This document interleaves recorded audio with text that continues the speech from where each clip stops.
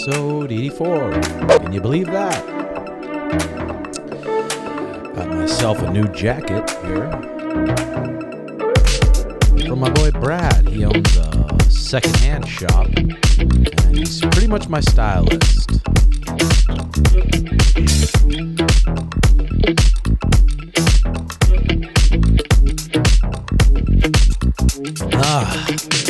All right, everybody, you know the routine. Let's fucking get that posture cranked up. Grab yourself a beverage of your choice. Let's get serious. Wednesday morning. There we go.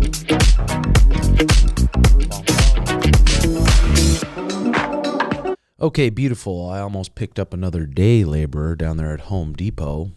And he said he knew English this time and he was going to chat it up, but I decided not to go with him, so maybe I'll get him next week. But for now, I'm going to take this jacket off. I got my boy Delane Lemire in the house. He's my native brother from Montana. Fort Belknap, Rez, right, Delane? Belknap is the Okay, good. We'll talk to him about here the life on the Rez and the difference of living on the Rez, but we'll get to that in a bit here. I almost knocked myself out last night walking to get the TV because we shut all the lights off and it's pretty black in that house. And I was cooked. From a bag of smoke.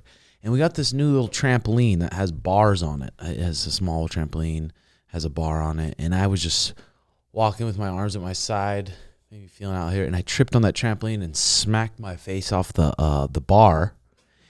And I was just laying there in a ball on that trampoline. Didn't know if I was knocked out or not. And yelling for Mariah, saying, help. And she came and she took care of me. So that's good. And then some news we got in here. We got the UFC buying WWE. UFC owner Endeavor to acquire WWE in a $9.3 billion deal. Endeavor, the sports entertainment company led by Ari Emanuel, has acquired World Wrestling Entertainment in a deal valuing WWE at $9.3 billion. The company's announced Monday. Why it matters. Endeavor will combine WWE with Ultimate Fighting Championships, a mixed martial arts league that Endeavor took control of in 2016, creating a global fighting juggernaut worth north of $20 billion. Endeavor plans to spin out the combined company, which has yet to be named, on the public market. It is expected to be traded under the moniker TKO. The all-stock values UFC at $12.1 billion and publicly traded WWE at $9.3 billion, the company said in regulatory filing Monday morning. When the deal closes, Endeavor will hold a 51% controlling interest in the newly combined company. And WWE shareholders will hold the remaining 49%. Endeavor will appoint 6 board seats, and WWE all appoint 5. Wow, that's fucking crazy. I mean, that's really good news for the UFC. It really is. Because WWE's the king at promoting shit. Their shit's fake. Their shit is fake, and it sells out stadiums. Sells out like football stadiums, like huge stadiums. So hopefully they do some more some cross promoting and stuff, and we see more guys making some decent checks from UFC going into WWE. You like WWE, Jax? No, I always thought that shit was gay. Even when I was younger. Yeah. I mean, did you like it? I think it'd be, I think if you follow the stories and you just kind of put yourself into like the. Yeah. I no, but did you like it or no? I never really loved it. There's some people that are obsessed with it. Like, that's their whole thing. Like, yeah. They collect t-shirts, toys, and all that. You can say it's fake, but you see some of the shit they're doing. You see some of the shit Logan Paul's doing and some of those. It's like, bro, that takes a serious fucking athlete, and they're taking some beatings. And I guess their training schedule is brutal. They're traveling all the time, doing all this shit. So I definitely don't think that would be an easy job. I've never been to a WWE event. If we had the chance to go, would we go? I'd go too. I think it's cool though. What if, like, instead of, when the fighters are at the end of their career, instead of like going to take a bare knuckle boxing or get hurt even more, they just do WWE? Yeah, because the bare knuckle shit Delane, did you fight bare knuckle at all? Twice. Pull up your mic. You fought bare knuckle twice, and when I met Delane when I was, I think, 18 or 19 years old. How did we meet again, Delane? I just showed up at the gym one day, and I remember getting choked out, and you were one of the coaches there. And then the next day we like boxed, and he just. So that was 2009. Yeah. And I always knew you were going to be a scrappy kid, and you were just one of the just like toughest, just durable kids. And that was 2009, so I was 19. And were you just visiting Missoula, Montana from the reservation at that point, or how did you pop into the gym? Oh, because me and my kid's mom, we like split up or whatever, and then she just told me, she's like, if you want a part of, your kid's life, you'll come here right now. So I just packed up my shit, moved to Missoula. In Missoula. And I wasn't doing nothing, man. Just like sitting home, I was like, fuck, I need to do something, Mm-hmm. And I just drove by Scott Street, and I seen a gym, and I just walked in, and... Let's if the resiness comes out in our voices, let's let it go. Can you hear it already? Fuck, I like it though. I hear it. Fucking right. Yeah, I like it. Okay. We'll get to the res here in a minute. We got Paulo Costa. They're talking about Paulo Costa Khamzat. Wow. That's a sick fucking fight, dude. God damn it, that's a sick fight. Those guys could very easily be champions right now. And Khamzat, I'm so curious if he's going to change his pace for this fight, because he found out, I think, pretty quick. I mean, he was probably cutting a lot of weight versus Gilbert Burns, which made it a little different, probably zapped his cardio a little quicker. But I think he figured out in that fight, like, damn, I can't just sprint at these guys and take them out. I think before Gilbert Burns, I think he thought he could do that to everyone. Sprint at him, take him down, and beat the fuck out of him. And I think maybe he realized with Gilbert Burns, like, damn, the level's so high. So I'm so curious how he comes out against Paulo Costa. I hope that fight happens. And I hope Khamzat comes out and does the same thing. He tries to just fucking blitz at him, take him down, and beat the fuck out of him.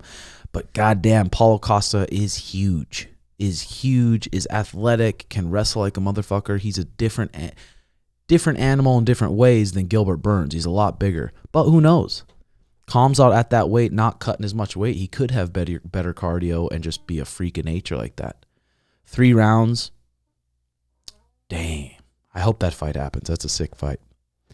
And then we got Dustin Poirier going in the commentating booth, I think on UFC 287. Is UFC 287 this weekend? Mm-hmm. Yeah, so I think Dustin Poirier might be in the commentary booth, which is sweet. Cool. Fuck yeah. I mean, someone like Dustin Poirier, who's just like a legend, really. You look at that dude's resume, and just super smart about fighting. Been around fighting for 20 years. So I always like when those guys are commentating, because they always bring up things that the average folk who've never fought, or the average fan, they don't even think of, and they bring up that in the commentary booth, which I like. So that'll be good. We'll see how he does. Okay, so we'll talk about living on the res a little bit with my boy Delane.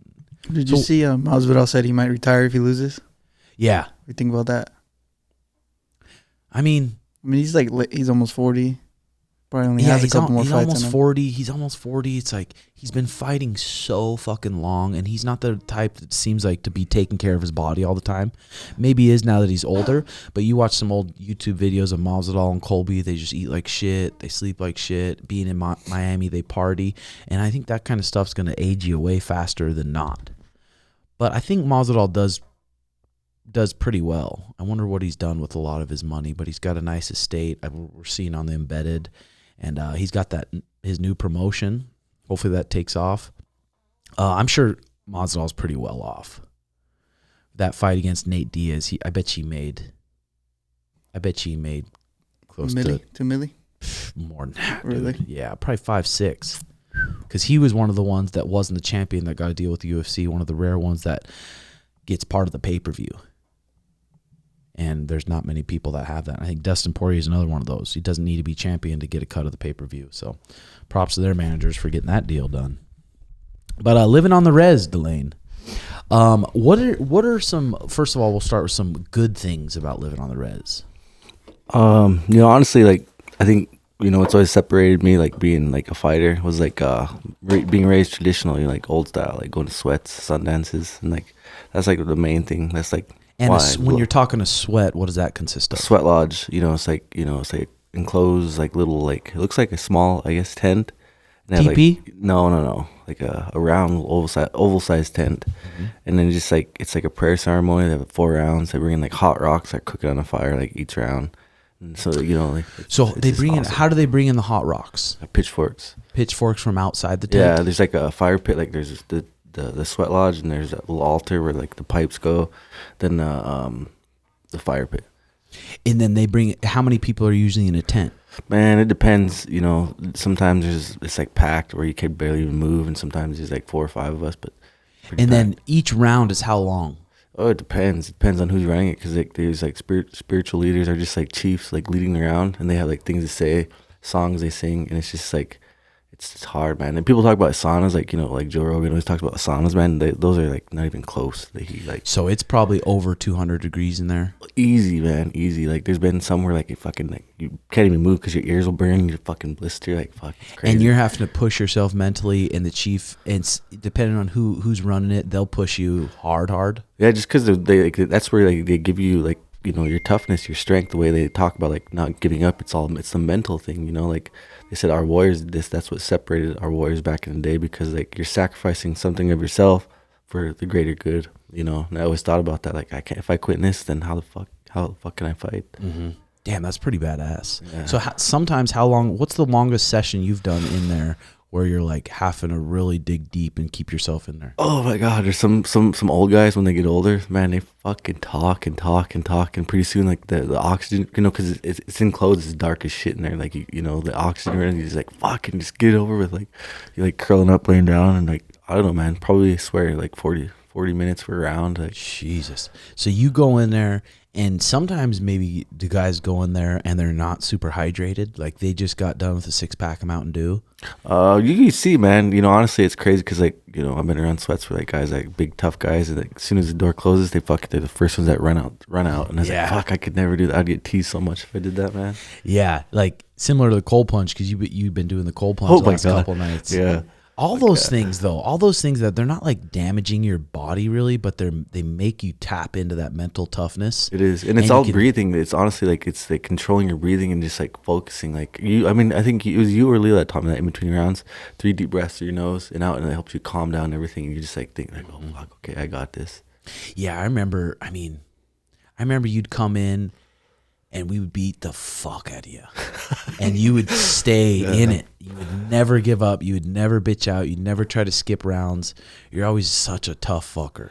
Man, I swear, like, you guys, I always thought you guys made me tough, but I think you guys just showed me my toughness, like how far I could really go. And I remember Leo saying, like, I just never thought he liked me, man. And you're like, fuck, he's a dickhead. Like, why? But he always told me, like, no matter what, you always got back up and kept coming forward. He's like, nobody at your weight class is ever going to hurt you like the way we do. Yeah, I mean, that's another lesson Leo taught me, too. Like, Joe Riggs, when I went back to Great Falls, Joe Riggs, Diesel Riggs, said, man, Leo came in and beat the fuck out of some of my guys. I'm like, bro, he didn't do that because he dislikes him. He did that to teach him a lesson. He used to do that to me when I was 18 years old. He'd pick me up in his car, bring me to the boxing club, and beat the fuck out of me. Like, drop me with liver shots, drop me with even headshots, walk, step back, count to 8, get me up, and he'd do it again. Bum, bum, bum, bum. And he's like, no one's ever going to whoop your ass like I whooped your ass. So if you can take that from a heavyweight boxer, you can take it from anyone. And it was true. And him digging my body so much, and like, body shots are going to empty someone's, not only their gas tank, but mentally they're going to break people. Break people. Even with Sugar, a lot of people think he's just such a good KO artist by finding the chin. But a lot of the times, we're trying to go to the body for the first 10, 15 minutes of the fight and really break down the person's body, and really have it open up a KO later in the match.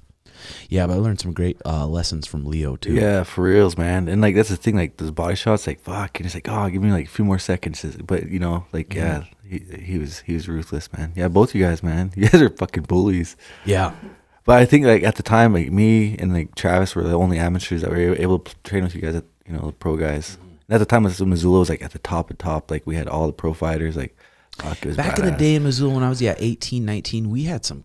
That was a good fight team for being Missoula, Montana, too, a city of, I don't know how many, is 40 to 50,000 people, but there were some tough motherfuckers. For real, man. With Lloyd and then Jory and all these guys. But back to the Rez. What's okay? So one good thing is you learn to be tough through the sweat lodges. And like, you know, our traditions, our cultures and stuff, you know. Yeah. Yeah. It makes you proud to be a part of it. For reals, man. Yeah. And like, you know, our Sundances too is our highest ceremony, and that's another thing. Like, yeah, that's like, What's the great. Sundance? It's like a 4-day fast. You know, like there's people like, you know, you commit to do this. You're like giving something of yourself. Like say it's like a life or death thing. Say somebody's like really sick and like they need help. So you go in there, you sacrifice your body, you know, your mind for the greater good, hoping like to get results. So, you know, if somebody has cancer, you go do that, and then it's hard. You're fasting 4 days. You're sitting there in the same spot, like dancing, like praying, and it's just like, I don't know. It's hard to explain. Is that every summer? Every summer. Every summer Yeah. they have that, and it's a 4-day fast, and they do a powwow and stuff. It's not even powwow. It's like it's very strict. You know what I'm saying? Like there's rules. You can't like you know, like you can't have pop or any kind of food around like a certain area. You know, like people are in there dancing. You can't like, I don't know. If you ever come up to Montana, I'll show you. It's like it's a life changer. One thing I wish on the Rez, because me and JX went back to the Rez last year to do a little seminar for the kids. Oh yeah, North Dakota. I seen that, right? Yeah, that's cool. And I wish there was more, like with the tribal leaders and stuff, more spreading the word about good food and helping people eat good. The thing is, like, honestly, like you know, from like the way my mom was raised, like you know, they grew up on government food and stuff, and nobody showed us how to eat like correctly. When I remember I moved to Missoula, I was like such a, like, fuck, I used to struggle losing like 10 pounds, but like I didn't know how to eat correctly. You were just mainly Cheetos, sodas, For reals, ramen noodles, and like, you know, I knew I had to drink water. I didn't drink pop or anything, but like never knew how to eat like clean, I guess. Yeah. And then when I finally figured it out, like when I was in Cali, they come back and like I try to help my family. They think it's like so foreign and so weird, man. Like hippie, yeah. Yeah, it's like, fuck, it's not even like that, man. Like for real, it's like. So on the Rez, when you're a tribal member, because I have a tribal membership at the Rez, but I never really lived on the Rez. So does everyone get food? I mean, monthly stipends for food? No, they used to like give out like call like commodities, like government rations or whatever. I mean, you could go apply for that if you want, but like, no, you don't. You know, I always hear about like people talking about like, are you guys rich? Do you eat all these things? But like, no, fuck, not where we're from. Like, you know, we don't get much, you know. Because you pretty much, on your Rez, you got one grocery store? It's off the Rez. It's like 3 miles off the Rez. So pretty much if you're going for snacks, you're getting snacky one night, you're going to the gas station. For reals. And now the gas station all I have mostly is fucking beer, chips. And Snickers. Yeah, Slim Jims. What's your usually go to if you're stopping by the gas station and you get snacky? Probably some fucking jerky and then some chili Fritos. And then what kind of drink? You just water or some vitamin water or something. Stop the soda? Yeah, I really don't drink the soda. I haven't drank soda in a long time. Fuck that soda. What did that guy say? We're with some snackies? Yeah, some snacky. Holy shit. And another like one of the like I guess the third like thing I'd say good about the Rez is just like the love you get from people, like the loyalty, you know. Like I have like blood family, but I have like adopted family, like they just took care of me, like, you know what I'm saying, like I'm close with, like, man, like. But then you were talking about having some enemies too on the Rez. Oh, it is. I mean, like every other Rez, it's like that lateral oppression, man. We talked about like opening a gym. Like I've tried for years and years, and it's like the old school mentality, like these old school boxers, like, oh, MMA's gay, or, you know, they just talk shit, man. Like always just hating, like. Every other MMA's gay. Yeah, they do. They say that. They do. They think it's like weak, like, you know, they Like, because you're grappling? Yeah, because you want to throw hands. Yeah, I was like, man, I swear to God, if I was to fight a boxer, like I would buck you up. You have no idea. Like, yeah. And now they just that old school mentality. Even like I have a good friend. His name's Miles Work. He's a fucking like he went to U of M for like, I don't know. He's an athletic trainer. He's a CrossFit guy. He changed so much, but like he got so much shit because his old school like prison workout guys. They straight like fucking heavy lifting. Like, so I don't know. It's just stupid shit. Like, so you were saying. Sometimes even you get like death threats or people threatening to stab you. Oh yeah, bro. So like, you know, I swear to God, I don't even know why. Like I don't feel like I'm nothing special. Like I've done what I've done off the Rez, but like every time I fight, I always get like I get anxiety looking through my phone, like weird like death threat messages, like people just talking shit, like saying they're gonna like pull up and stab me, or just like dumb shit. Like, well, are you smashing too many of the native women? Allegedly. Allegedly. Yeah. Yeah. So, okay, how about some bad things about the Rez? Some shit where it's like, fuck, dude. It just like I said, like just that lateral oppression, man. Like, you know, like what's that mean? Like, you know, like lateral oppression. Like we're just like crab in a bucket kind of thing. Just you like, know. oh, they're on the res, fuck them. No, like we're on the res together. Like they're all like just like if they see somebody getting head, they'll like straight bring you down, like straight, like you know what I'm saying. If you're doing positive, If you see someone getting head, getting ahead. get in the head. I'd probably do that too, but I don't know. It's just like I'm just jealousy, man. I think because like we're so fucked up, like we're so like dysfunctional. It's hard for people. I mean, not me, but like I'm just saying, like it's hard for them to see like somebody doing good. Like that should be me. Why not me? But you know, we understand like choice. Like people go out and get it. Like I literally fought for everything I had, and like people think I had it easy, and it's just hard for them to accept because it's you know a lot of them you know we like growing up and if you're a good athlete or a good fighter they never give you credit like oh is this straight talk shit like oh you ain't good as this guy or you're not as tough as your brother. So a lot of these kids like they're wicked athlete, you know, ball players, football players, cross country guys, and they're scared to leave the res because they're scared of like failing. You know, to come back to res and people talk shit, man. You know, because I went from like fucking August, like smoking this dude, everybody all over my nuts. And a month later, I got fucking knocked out and everybody like laughing at me. But this is how it is on the res. Is alcohol pretty bad though? Oh, bro, it's so bad. You know, it's like, that's like probably one of the bad things, like alcohol and drugs. Like, you know, most people are going and just getting booze. Yeah, a lot, man, and like the drugs too, man. You never realize how much people are like on fucking pills and meth, and like it's just crazy because like, and like it's like I said, we're just so dysfunctional. Like we have what the hell is that called? We're man, I can't even think of that word, but it's generational trauma is what it is. You know what I'm saying? Like, you know, like from the border, like from Indians getting put on the res and boarding schools. Because you think about it, that's not that long ago from, you know, me. Like my grandma was like that boarding school era. My mom went through Not shit even like, 100 years ago, right? right? And like I always thought I had like a hard life. I used to like fucking like, you know, when I was a teen, like resent my mom, like poor me. Like my dad was never around. And like realized my mom's story, like fuck, like what the fuck am I crying for? Like she had it way worse. And like same for my dad. I'm like, dude. yeah, your dad, like fuck, he's the uncle, damn. man. Yeah, your dad's he's cool. Yeah. But I mean, you know, it's like that. It's like generation trauma. Like it's easy to get a quick fix. You know, that it's easier to numb your pain than like you know to face your own reality. You know, like fuck, and then. Well, it's just like what else is there to do on the res? Fuck, for real, there's nothing, it's like man. you go get your alcohol and get fucked up and. It's just a repeat every day, and it's like the life of the party, and like it's hard to get out of it because like, you know, the reason you're doing it is so like you're not like you know you're fucked up, and everybody else is doing the same thing. So like, all right, like fuck, let's get fucked. We're fucked up together, so let's get fucked up and have a good time. Is there much weed on the res? Yeah, there is. There's you know since it's recreational, there's like a little like weed store like right off the res, and anyone can buy it, 18 and older or whatever. But it's like. I mean, it's still legal on the res because we're like a sovereign nation or whatever. But like everybody fucking goes and buys weed all the time. Yeah. And so you guys can hunt whenever you want. You can go kill. No, animals. I think some reses are like that, but like ours is like from September until like December 31st. Okay, so that's pretty average hunting season. That's pretty long. So you can't go just shoot an antelope whenever you want. No, you have to have tags. But like I think Wolf Point you can do that. Yeah, pretty sure Wolf Point. But you have to have tags, and like, man, we have like antelope, elk, deer. We have 2 buffalo herds. Like, yeah, it's a shitload of fucking game. So the tribal council or whatever, they're trying to do the best they can, but it's just hard, huh? I don't know, man. Like nothing's ever gonna change because with the council, like, I mean, they're not. I mean, they are my leaders, but they're not. Like, I have like chiefs like that are traditional. Those are my leaders.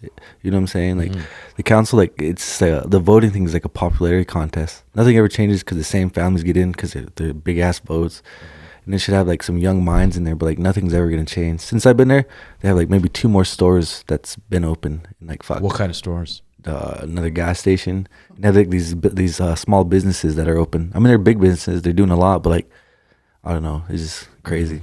Yeah, the res is a whole fucking different life. If you've never been there, you've never been around it. It's a different world up there. It really is. And like, honestly, I'll tell you a story. Like, you're like, why? I remember I was telling you yesterday. Like, the reason why I started fighting again. Like when I was a kid, I come from a family of boxers. My great grandpa was a boxer. My dad was a pro boxer. All my brothers boxed. Like, but I was never raised around my dad.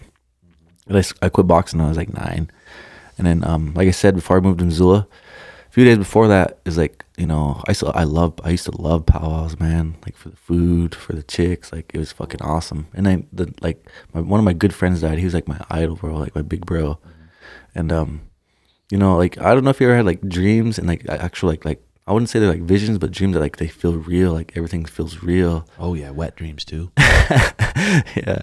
So like fucking he died, and it was like 2 days before the powwow. It was like the night of, like it was like a Wednesday night, I think, like the night of his funeral. And after, like, I was fucking just tired, man, and I was sleeping, and I remember just like having this fucking crazy dream. I was like looking, and you know, like when the sun sets, trees are just moving, and like this girl like hooked my arm, and we start walking, and fucking I don't know what pain, like I don't know what it feels like to get stabbed, but I seen people get stabbed, and like I just fucking like felt this thing go through my chest, and that girl started screaming bloody murder, and I fell over, and like I was getting stabbed to death in my dream. And I woke up and I sat up. Like last thing I remember, I was getting stabbed in my hand, and I woke up with my hand up where I was getting stabbed. And I didn't think anything. And then the next night, the night before the powwow, same exact dream. And this time, like I got stomped to death and like fucking like scared the fuck out of me. And my mom took me to see like one of my grandpas, and he's like, "You just gotta be careful, man. Like somebody's like people don't like you. Like you gotta be careful." And then that's what my kid's mom called. And I was like, "Fuck, I gotta get out of here." And I didn't go to powwow for like 12 years just because, like, not because I'm scared of anybody, but I could never imagine leaving my kids alone because I know how fucked up the res is. Yeah. And like I swear, every year since then, I have the same like dreams about like getting like killed, man. It's crazy, man. I can't explain it. Like I think that's what's also that was always a big driver, like why I wanted to be so good at fighting, because I couldn't leave my kids, you know. So what kind of stuff did you learn from an early age? Because you came straight from the reservation and started hanging out with us a lot when we were in Missoula. And we were all pretty nice and goofy, and just kind of, did we teach you that it's okay to be nice and goofy and man. just like fun? Like I said, like you know, growing up, like, cause I was always like, no, I wasn't the best, but I was always a good athlete, always good at boxing. But like on the res, they don't ever give you credit. They don't ever build you up. And that's why everybody's just so afraid to leave. And like I remember, like you guys kept constantly building me up, telling me how good I was. It's like, fuck, like what is wrong with these guys? Like why? But I realized, like, you guys showed me it's okay to be positive. You know what I'm saying? Give people credit when the credit's due. Like, you guys showed me that it's okay, like, to fucking, be myself, man. Like, yeah, fuck yeah. And then we started traveling around a little bit to different fights, and definitely some good memories. Fuck, for reals, man. Like, and it was just, like I said, like, I never would have imagined. And it was just from, like, having people like you, like, constantly, like, it's in my ear, like, positivity, man. Remember that my very first fight, that choke you showed me a week later? Smacking on people, yeah. And just, like, I never thought, like, me, like, the shit I went through coming from the res, like, I never thought I'd be able to fight all over, like, Portland, Seattle, like, LA, like, you know, on the East Coast. I never thought it, but, like, I pushed myself, like, disciplined myself, you know. And then for a year and a half, you went down to California. Yeah. And then you trained at Dan Henderson's gym. Oh, man, that was. Did you learn some good lessons there? Fuck, yeah, I did. Yeah. And Hendo, and did you get to have some encounters with Hendo? Yeah, I did. Like, he was pretty cool, man. Like, you know, because there's so many Mexicans down there. Everybody thought I was, but then once he found out I was native, he'd always, like, you know, he wouldn't have like long conversations. He'd just come over and just like ask me questions. But he said his grandma was like native from Oregon, and like he liked my sister's beadwork. And I think he bought like some shit of that. But like he just always asked me questions about the res and stuff. But he was cool, man. Like he showed me a lot of cool like wrestling stuff. Yeah, that's badass. I definitely think like whoever you can talk to at your at the res there and get a little place going for youth to go and learn just some basic jiu-jitsu. Learn some basic jiu-jitsu, learn striking, because you got skills that not many people on the res have, and you could give it back to the younger bucks like we were talking about. I think you should do it. And that's like what I want to do, like, you know, because honestly, like, I don't see myself fighting anymore, especially if I'm living on the res, man. Like, it's hard to compete at a pro level living on the res. So like now I just want to like teach, because like, I don't want to like just fucking get fat and happy, retire. Yeah. Every time I seen you booking a fight and I knew you were living on the res, I'm like, for like dead serious, like every fight, like as a pro, like I have like 5 losses. Like 2 of them I truly know I lost, but those other 3 I know it's because like I wasn't like truly ready. Like I lost fair and square. It is what it is. But I knew if I was living like training like I used to or how I should be, I wouldn't have lost those fights. But like, I mean, you're on the res, and then you get a text, "Hey, you want to come fight this guy for $2,000 for $50?" And I have like that resi ego. Like fuck that, let's go. Like all I need is one punch. Like fuck yeah, let's go. $2,000 to fight. Who cares? Yeah, let's go. We usually fight for free. Yeah, but yeah. So, all right. Well, I've been looking into I've been doing the Mountain Valley water, which is nice. It's fucking expensive, and they deliver it to my house in 5-gallon jugs. And I was looking into last night. I didn't know it was a thing, but sunlight charging your water. Sunlight charged water has a powerful antiviral, antifungal, antibacterial properties, which is great for your body skin, as per books of Ayurveda. Drinking this water daily may help in curing digestive issues such as heartburn, ulcers, improves gut health, Sunlight has always been a great source of vitamin D, and thus sunlight-charged water was also a great way to boost strength and bone health. It was majorly used for treating skin issues like rashes, skin allergies, and also helps in naturally giving a healthy glow to the skin and helps in hydration. However, one must seek medical guidance before switching to this water source of healing. So that's pretty interesting stuff there. To prepare this magical potion at home, take a glass bottle, fill it with water, and place it under sunlight for a minimum of 8 hours. Traditionally, this water was kept under the sunlight for 3 days for 8 hours. Avoid refrigerating this water. It reduces the health-enriching properties of the water. Damn. So I'm going to start putting my shit out there and cooking it in the sun for a couple days, and I'll let you guys know if it's doing anything. But you been drinking some good water, JX, or not really? Just go to the little water and ice place, and that's it. And what do you Sometimes get? they have spring water. Sometimes they have alkaline water, but whatever they got, man, give it to me. Straight out the It's hose. working. What about you, Delane? What about on the res? Tap? No, you can't drink. No. I swear, in Montana, if you go to Rez, you always have to ask, can I drink the water? And they tell you, no, don't drink this shit. Oh, it's pretty much just fucking oil. It's bad, bro. Like, it's pretty, like, I don't know, man. We have, like, horrible water. Like, I mean, there's some places on the Rez where they have their own wells. Like, it's great water. But, like, most time, like, if you live in communities, you cannot drink the water because it's so bad. Mm-hmm. Yeah. And, like, in one part of our southern community, like, there was a huge mining thing. And, like, it was, like, back in the day, like, it was, like, crazy to even take showers in it because it was so fucking bad water. So that's crazy. You guys don't even have a grocery store on the res. So you have to drive how many miles to the grocery store? There used to be, man. So, like, you know, I live in the agency now, so it's, like, 3 miles off the res. But, like, you know, I used to live in the southern part of the res, and that's, like, 40 miles away. But to go to Billings or Great Falls is, like, 3 miles each way. How many? 3 hours each way. 3 hours. And that's where the nearest grocery store is? No, there's Haver, but that's an hour and a half from, like... So an hour and a half to go get your fucking groceries. So do people usually do one grocery haul a week? Yeah. And they cruise out there and they just stock up on Tony's pizzas? Fucking, like, dumb shit like that. Yeah, because they say, like, they don't know. And a lot of them, like, you know, I think my res, I'm not too sure about this, but I think we're, like, second lowest in, like, poverty, you know what I'm saying? Like, so, like, they're on government food stamps. So, like, they don't know how to, like, shop correctly, man. Like, so they're just loading up on shit and, like... I don't know, man. God, I would love to see a vlog of my God of someone going and what they do in a nice little shopping spree for the week. When I first moved to Missoula, like, cause you know what I'm saying, like, cause we were going through. I was young, you know, so we were on that shit too. And I remember being in Missoula, fucking, we just load, cause that's all I knew how to shop, man. Like, my cart was just full of fucking, like, Because our gift cards were new, weren't they? they were fucking. It was just full of, like, pizzas, like frozen foods and shit. And I seen fucking Powers come in. He just looked at my cart and I felt so shitty. He's like, "Fuck, I don't know how to eat, man." Like, yeah, I remember one time in North Dakota, our little cards renewed, and me and Leo went to, right after Wayne's. We got cheese string, we got cottage cheese, chips, ice cream sandwiches, all this shit. Right the day before a fight too. Yeah. And I gassed out so fucking bad at that fight. Thankfully, I was fighting a puss. I could put him out. But that's another thing you could help with the young bucks. Having your gym out there is just teaching them how to eat healthy and how to. Yeah. That's what I mean. When I moved back to Missoula, I wasn't going to school to, like, become a nutritionist because I realized how important that shit is. You know what I'm saying? Like, yeah, that's for real. Because us natives, we get love handles easy. Oh fuck, bro! Even if I have a 6-pack, I still have my love handles, bro. That shit don't go away. Yeah, with your 6-pack. But I swear to God, the power, we get a lot of power from our punches from those love handles. Fucking dead serious. When I lost my love handles, I couldn't fucking bust a grape, dude. Oh, when I'd go to 155, I'd lose my love handles and I'd hit people with shots that usually floor them, and it was just bouncing off them. I'm like, what the fuck, dude? Lost my fucking tits and love handles. Fuck.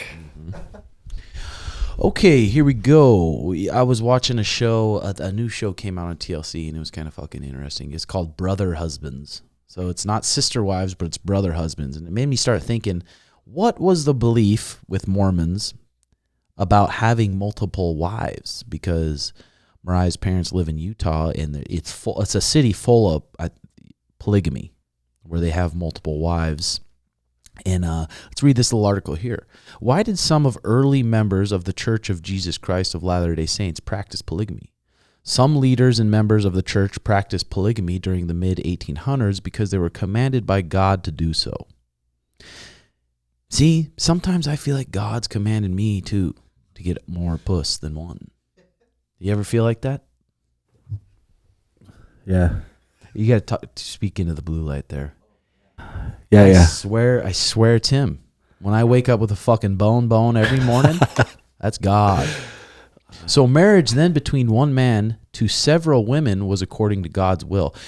You guys think you could handle several wives? No. Man, honestly, I think Mormons, like they copy like natives. They thought natives, it was all just a sexual thing. But like Native men, they had multiple wives for reasons. You know what I'm saying? To Like, keep the tribe running. right? They had one that took care of him. They had one that took care of like the home fire. One that took care of like, they had different roles. It wasn't just beside, it wasn't, yeah. But And with the natives, when did that start changing? Where it's like, okay, now we're going back to... as soon as those bitches put us on reservations, yeah. Started tightening it up a little bit. Yeah. Got a little bit jealous because they had all the women. I don't know if I could have multiple wives. Fuck, I don't know, bro. but Nowadays, like, no way, man. Like, holy shit. But I'm curious the beliefs that the Mormons have and what the scriptures say, because obviously those women make it a priority to get along with each other and have a calm household. Like, if you're not doing it for the religion and you don't have these scriptures to go by, then you're just going to be doing it out of nowhere, and there's going to be just so much jealousy, and you're sleeping with her tonight, you're sleeping with her. I can't even imagine trying to do it. Especially like 4 wives. 4 wives, and like throughout the week you stay at a different wife's house, and yeah, I don't know if I could handle it. Yeah, like, don't you think, like, you'd have a favorite one, too, that would be, you know what I'm saying? That'd be better. One that really sucks to be good. Like, Maybe. fuck, that'd be too much to handle, bro. Like, fucking. Well, maybe you have one with a big fat ass, and you have one with a little ass, and it's just, you're going back and forth. Yeah, I would love to sit down with a guy who's a polygamist and just see how he handles it all. Yeah, that'd be interesting. See if they have team meetings. Okay, so marriage then between one man to several women was according to God's will. Though all the reasons for this commandment are not clear, some reasons are understood. For example, the Book of Mormon teaches that men should have only one wife unless the Lord commands his people to raise up unless the Lord commands his people to raise up seed unto. So get the seed spread. The practice of plural marriage by early Latter-day Saints did cause a surge in the number of children born during that era. Another side that the church looked into is the fact that polygamy was practiced by many known biblical figures: Abraham, Isaac, Jacob, Moses, David. In this context, the early Latter-day Saints believed these ancient principles and practices taught by the Bible must be restored and adapted by the Church of Jesus Christ Latter-day Saints. Whatever the reasons for the practice of polygamy, early Latter-day Saints strongly believed that they were following God's commandment, and in doing so, blessings will come their way because of this obedience they showed. Okay, so the blessings are coming the way because of it. And who's to say that those sister wives aren't happier than most normal women? You don't know. You don't know. They could have their little family of 5. They don't have to deal with his fucking moody husband every night. They get a break, and they get provided for. So who knows? And then JX, you sent me that thing on Twitter about Sean and Danny, and Danny's Tinder saying we're looking for an open-minded girl. Yeah, all the out. MMA pages were like posting it. Did you see that? Yeah, and it was her Tinder saying we're looking for an open-minded girl. We'll bring you to dinner. And people are saying cuck. Yeah. Cuck. But cuck is, I think cuck means when you want to see your wife get fucked. Yeah, it's like when you'd sit right there and watch your wife get fucked. So I don't know what those cuck people is. are saying. I think that's what they think they do. Like, that's in their head. That's what they're into. Yeah, but looking for, so Danny would be the cuck. Maybe. Yeah, I think Yes, you go both 'cause ways. you're But looking I for think a they were girl- saying it for Sean. Like, oh, Sean's weird. He's into that shit. It's so funny that people see that and they just automatically start hating. Like, I know. Oh, that's fucked up. It's like, dude, come on. Ask yourself if you would like a chick, 2 hot chicks Yeah. with their pussies wet wanting to fuck you. And you'd be like, no, that's too fucked. No It's way, like, dude, not. shut up. Shut up and look at the fucking porn history you're probably looking at, and it's probably way fucked. And when you're, I hate to say it, but a top G, when you're top G, maybe you have those kind of opportunities once in a while. And it just rubs people the wrong way for some reason, huh? Yeah. They obviously in their head they don't know. Like, that's what they think. It's so foreign to them. Like, Yeah. what? You can't have 2 pussies at the same time? Yeah. It's against the Bible, man.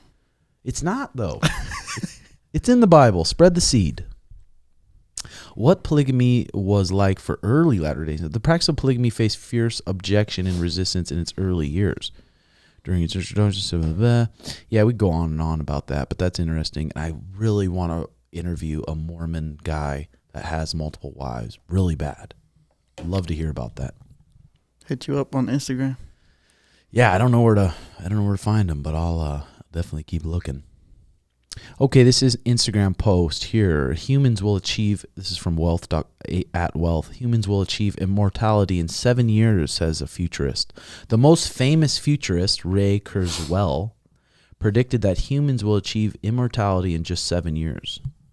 Kurzweil believes that advances in genetics, robotics, and nanotechnology will soon allow nanobots to run through our veins, repairing our bodies at a cellular level and making us immune to diseases, aging, and death. While some may take this prediction with a grain of salt, Kurzweil has a track record of accurate predictions, including the growth of the internet and the shift to wireless technology. Do you think this is possible? Well, yeah, it's fucking possible. But how soon is that going to happen? And then how affordable are they going to make it? Or are only the billionaires, the elite people, going to be able to afford that immortality? It's kind of scary, though. Because once they figure out that, and that really starts to happen, and that really starts to become more available for people, how many humans can the world hold? Like 14 billion, 20 billion? How much is it too much to where there's not going to be enough water and there's not going to be enough food, and then things start changing? So that's fucking interesting, but I believe it. I fucking believe it. I've been wearing my Oura ring. Sometimes I don't trust this fucking Oura ring, dude.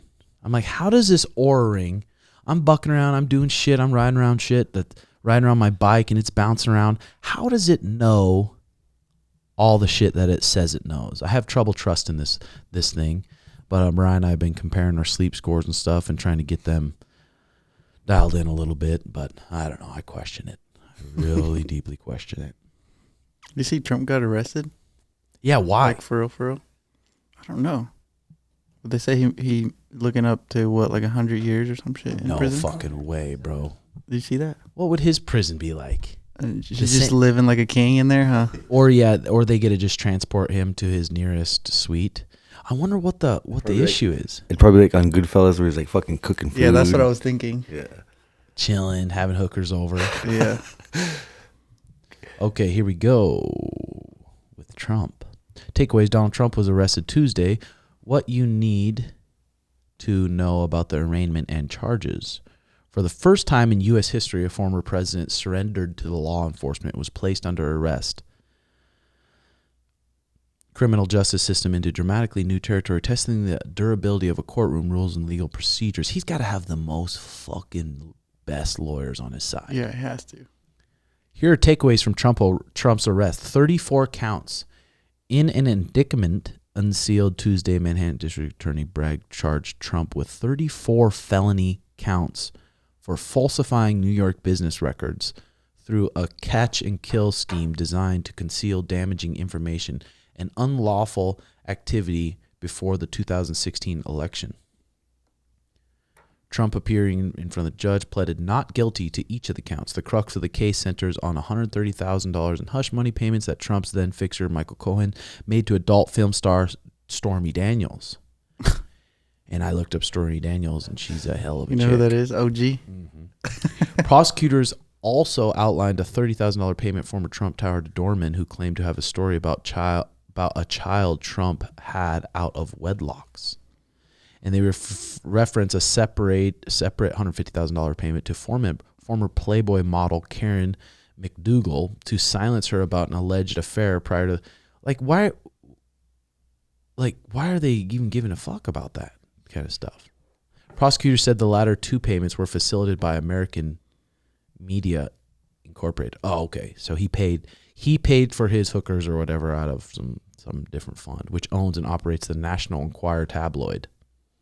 There's no state law that prohibits hush money payments, but Bragg said Trump falsified business records by concealing monthly reimbursement payments he made to Cohen as checks for legal services. By itself, falsifying business records is a misdemeanor under New York law.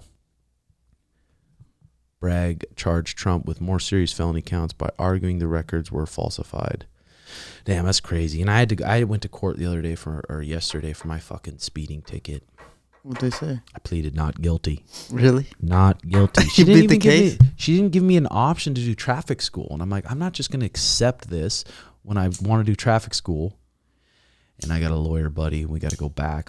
But they did my next date for court, May 4th, and we're supposed to be at Aljamain Henry. So I asked them to change it. Let's see if they grant me my continuance. You come back on house arrest. Yeah, they said if I don't show up, there'll be a warrant for my shit. On fire. So I'm gonna show up and imagine Trump beats like all these cases, comes back and becomes president again. So is that not possible now that he's in court? I don't know. Because he has a record now, or what? Yeah, I don't know either. That would be fucking sweet. Comes back and beats Sleepy Joe. Who you want? Fucking Trump or Joe Biden? Dude, Joe Biden, it's like that motherfucker isn't even there. That video that I posted on Twitter. Oh my God, bro. He can't even see. And people that like are big on supporting Biden or whatever, and I don't know shit about politics. They're just like, they look at him like, yep. That's our guy. Oh, they're good. Yeah, no. He's good. It's like, holy shit, you guys cannot be very smart. Cannot be very smart.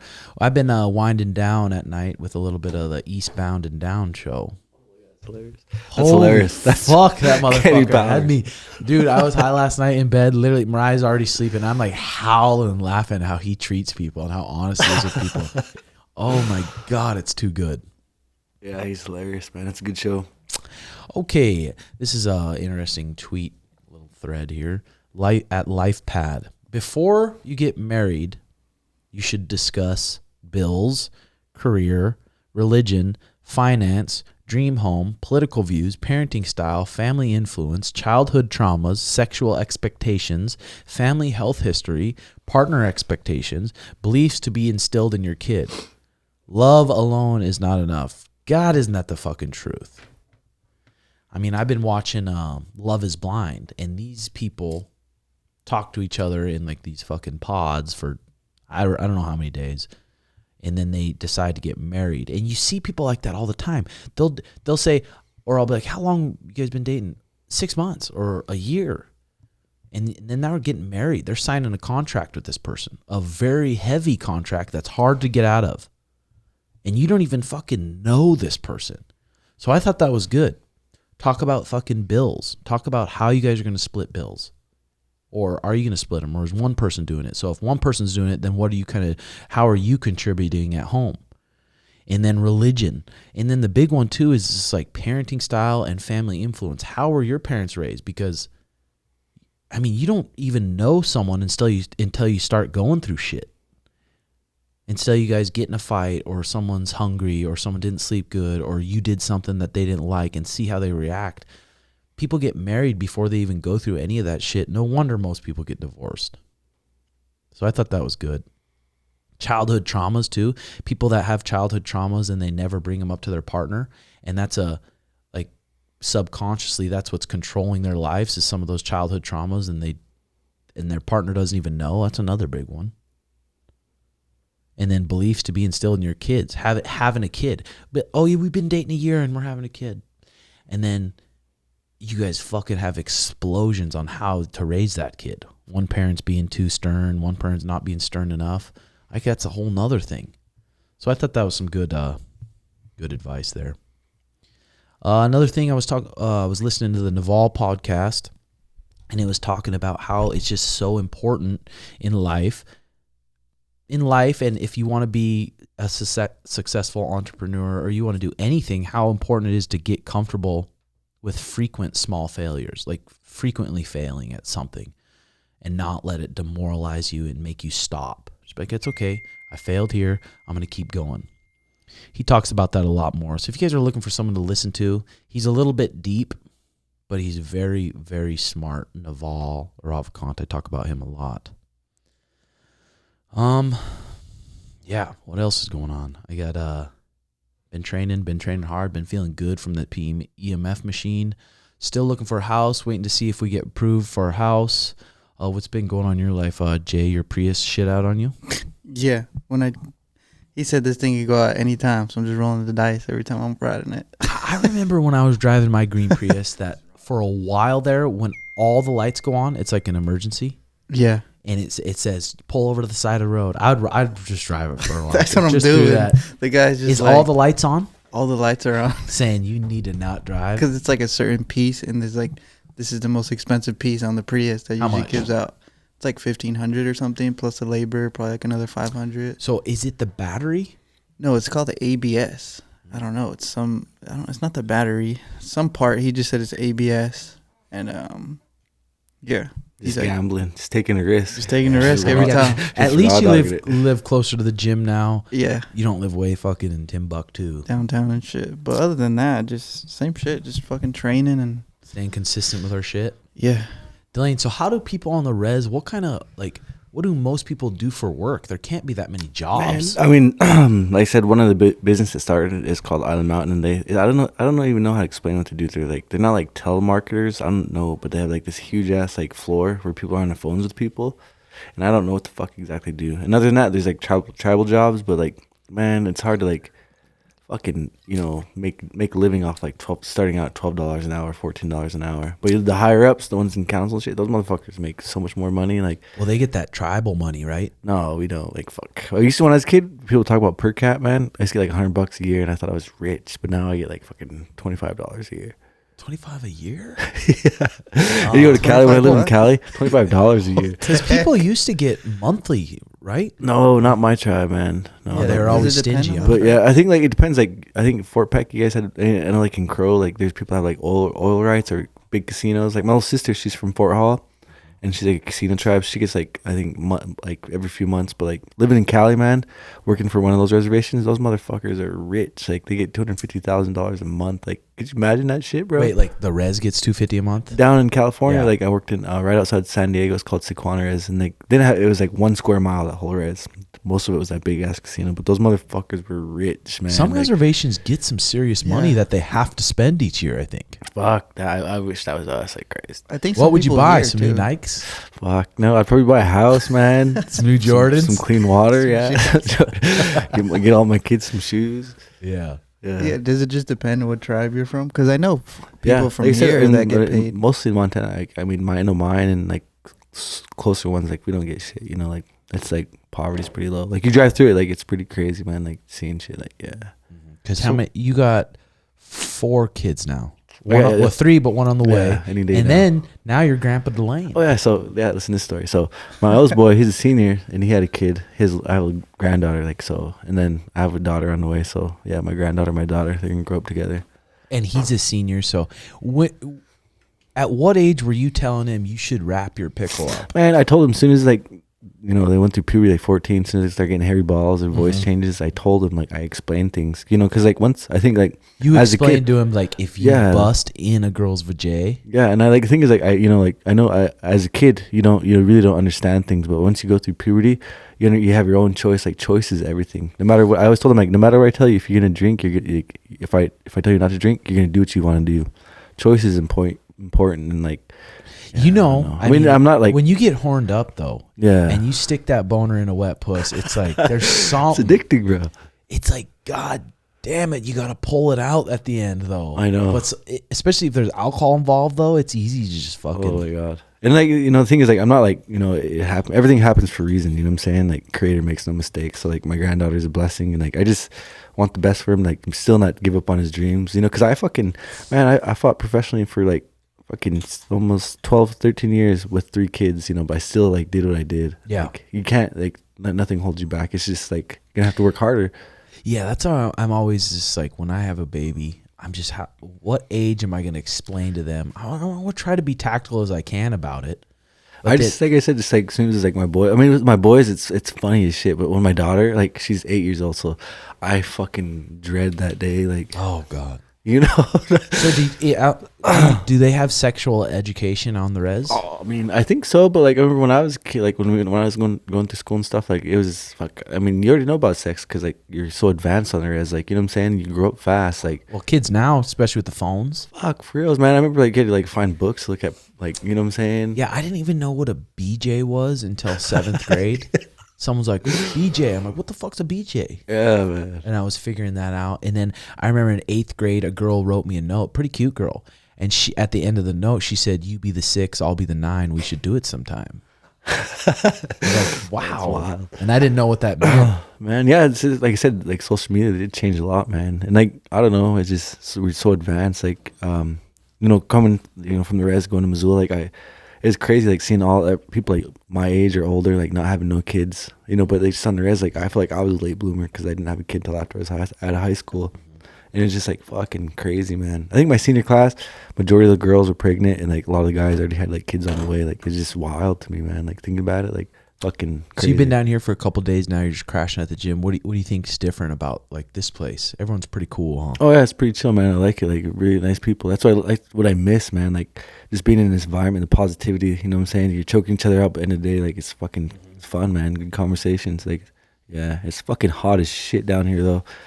It's not even hot right now, dude. Man, bro, I can't even like. Usually, like I have to sleep with blankets, but I fucking sweat all night. And every time I put my gi on, we start running those like laps. I fucking like just start sweating like so bad, like fuck. Sweating out that Indian taco grease. Fuck for reals, man. You do many Indian tacos? No, I mean I think honestly, like from growing up around it, like fried bread's good, but like it's not something. I think it's overrated. It's heavy. I mean, it's so good. Like I only eat it I only like eating it with soups. You know what I'm saying? But like.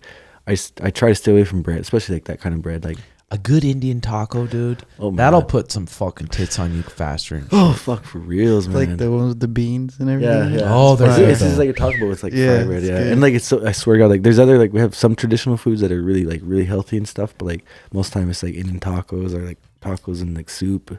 So you don't even. There's not even a place to go grab tacos or hey, let's just go grab some food. Is there little restaurants around there or a cafe or anything? They have like one restaurant, but it's like a hit or miss. Like one of my relatives owns it, but like it's hit or miss. And, like, expired foods? No, it's just like they're just their own hours and shit. Like I don't know, like they sell coffees and shit.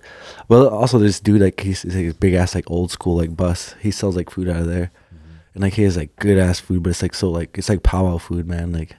That's the best thing about powwows for me as a kid was like the fucking the sugary drinks and the food, man. Donuts. Like, not even donuts, bro. Like fucking chili cheese fries, Indian tacos.